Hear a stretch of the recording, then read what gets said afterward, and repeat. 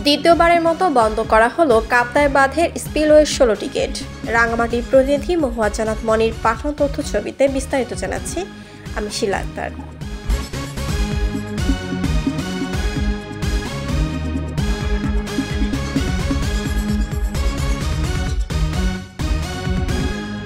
কাপ্তাই হ্রদের পানি কিছুটা কমে আসায় দ্বিতীয়বারের মতো সোমবার 16 সেপ্টেম্বর সকাল 8টায় বন্ধ করে দেওয়া হয়েছে কাপ্তাই কর্ণফুলী পানি বিদ্যুৎ উৎপাদন কেন্দ্রের 16টি গেট। এ সময় কাপ্তাই হ্রদের পানির উচ্চতা ছিল 108.39 ফুট মিন সি লেভেল। হ্রদের পানির সর্বোচ্চ ধারণ ক্ষমতা 109 ফুট মিন সি লেভেল। সোমবার 16 সেপ্টেম্বর সকাল 10টায় কেন্দ্রের ব্যবস্থাপক এটিএম আব্দুল জাহির বিষয়টি নিশ্চিত করেন।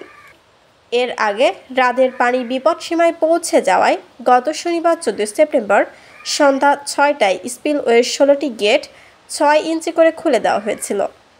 এতে প্রতি সেকেন্ডে 9000 কিউসেক পানি কর্ণফুলী নদীতে নির্গত হয়। এদিকে বাঁধ বন্ধ করা হলেও বিদ্যুৎ কেন্দ্রের 5টি ইউনিট চালু রেখে গড়ে প্রতিদিন 210 হতে 220 মেগাওয়াট পর্যন্ত বিদ্যুৎ উৎপাদন করা হচ্ছে বলে জানান পিডিবি কর্তৃপক্ষ। এই 5টি ইউনিট দিয়েও প্রতি সেকেন্ডে 32,000 কিউসেক পানি কাপ্তাই হ্রদ হতে কর্ণফুলী নদীতে গিয়ে আছড়ে পড়ছে। প্রসঙ্গত, গত আগস্ট মাসের দ্বিতীয় সপ্তাহ হতে অতিবর্ষণের ফলে উজান হতে নেমে আসা পাহাড়ি ঢলে কাপ্তাই হ্রদের পানি বিপদসীমা অতিক্রম করায় 25শে আগস্ট সকাল 8টায় কাপ্তাই কর্ণফুলী পানি বিদ্যুৎ কেন্দ্রের স্পিলওয়ের 16 জলকপাট 6 ইঞ্চি করে খুলে দেওয়া হয়েছিল। পরবর্তীতে টানা 15 দিন পানি ছাড়ার পর হ্রদের পানি 108 ফুট মিন সি লেভেলের নিচে চলে আসায় অর্থাৎ বিপদসীমার নিচে চলে আসায় গত 9 সেপ্টেম্বর সকাল 10টায় 16 জলকপাট বন্ধ করে দেওয়া হলেও গত 11 সেপ্টেম্বর হতে 13 সেপ্টেম্বর পর্যন্ত আবারও ভারী বৃষ্টিপাত হওয়ায় হ্রদের পানি বৃদ্ধি পাওয়ায় গত 14 সেপ্টেম্বর সন্ধ্যা 6টায় ফের দ্বিতীয়বারের মতো 16 জলকপাট 6 ইঞ্চি করে খুলে দেওয়া হয়েছিল।